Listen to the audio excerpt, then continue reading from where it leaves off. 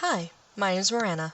Now, odds are you're not going to stay past the 1 minute mark, so I'm going to do whatever the heck I want to do with this video. And today's curiosity is fluorite, also called feldspar, or also known as calcium fluoride, is a very colorful halide mineral. And when I say very colorful, I mean that this gemstone literally comes in a rainbow of colors. The fluorite gem can literally be in any known visible color and is even known to have qualities in the ultraviolet spectrum. Beyond these ornamental qualities, it is also known for having a great many of scientific, industrial, and medical uses. And, if you're into this kind of thing, it also has many spiritual uses matching to each color that it can possibly have. The fluorite crystal has a very unique structure, forming into perfect cubes. There are only a few other minerals that can do this, such as iron, sodium, and barium, which just so happen to be the most common impurities that you will find within a fluorite crystal. Truly pure fluorite is actually colorless, and it is all these impurities that make the rainbow of colors that you may see.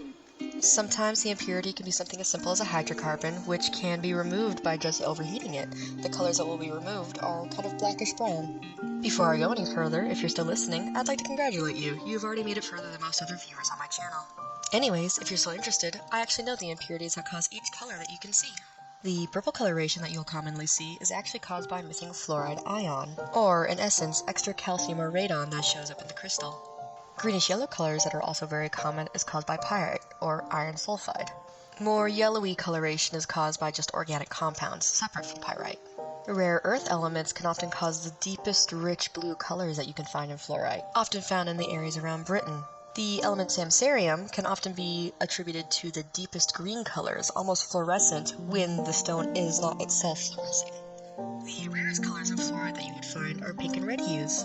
This is most likely caused by a crystalline defect during the formation of the crystal itself, likely caused by an introduction of phosphorus, silicon, and other similar chemicals during thermal diffusion. Fluorite is very well known for its color and beauty, but unfortunately it is so soft that it cannot be officially classified as a gemstone. Other very well-known gemstones such as amethyst, ruby, and emerald are somewhere around a 7 to 10 on the Mohs scale of hardness. Fluorite, on the other hand, is only a 3.4 on the Mohs scale, knocking it off the list to be a gemstone. Even though it is not very prized by the gem market, it is very well known in the chemical and industrial world. Feldspar is very commonly used as a flux, a Latin word meaning to flow, in metallurgy for its low melting point. This flux is very often used to remove impurities like sulfur and phosphorus, but also to improve the fluidity of slag.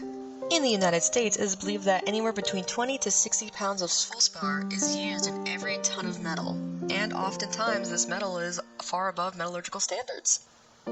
In the chemistry market, it is often used as a source of fluorine itself, or hydrofluoric acid, and is lastly used in the creation of metallurgical flux. Usually it has to be at least 97% pure calcium fluoride to be an acid grade. And the hydrofluoric acid that comes from it is used in refrigeration and foam blowing agents, and can often be used to create common fluorite chemical agents as well.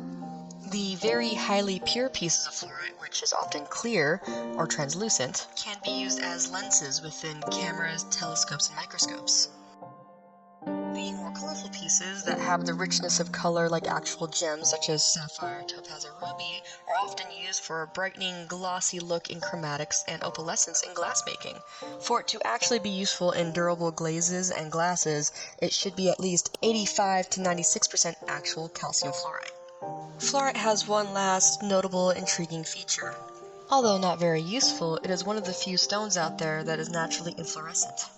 This fluorescent quality is actually what gave the stone its name in the first place.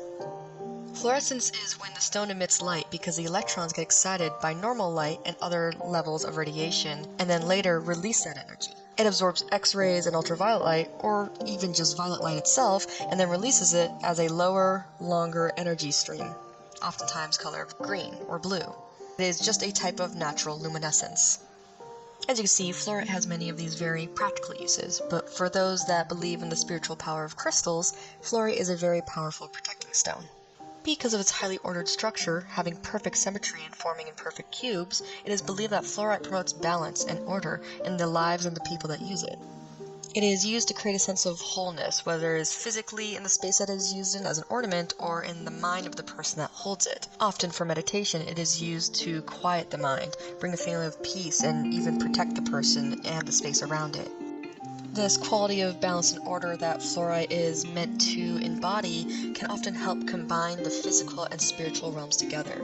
It brings the id and the superego of the mind together, and it helps to clarify the difference between all things that is within the created inner space. By clarifying the difference between these things, it can help remove any emotional or mental blocks that somebody has, such as anxiety, depression, or confusion in general. It can also be an aid in learning. The vast array of colors that it has can also give these different specific qualities as well. It can match to a specific chakra that you're trying to open up, or match to a certain specific goal that you match with that color. All fluorite connects to the heart and the throat chakras, and it is often combined with the elements of fire and wind, but the different colors can give it new uses and associations. White and clear stones, often being connected with the purest form, is used for purification and order. It protects, strengthens, and calms the user. Purple, helping open the third eye, provides its great insight and clarity. Blue is used for protection and restoration to also help calm. It also enhances the healing potential and communication skills of the user. Green is all-purpose. Healing and good things are absorbed and removes negative energies. It helps with the emotional trauma and promotes self-love. Yellow helps with creativity, learning, social ability, and understanding, where pink and red are used for positivity and inner truth. It gives an inner understanding of forgiveness and helps you work through these repressed emotions. It can also just help with cardiac heart issues. Regardless of what you believe, I think we can all agree that fluorite has a great many uses in the world.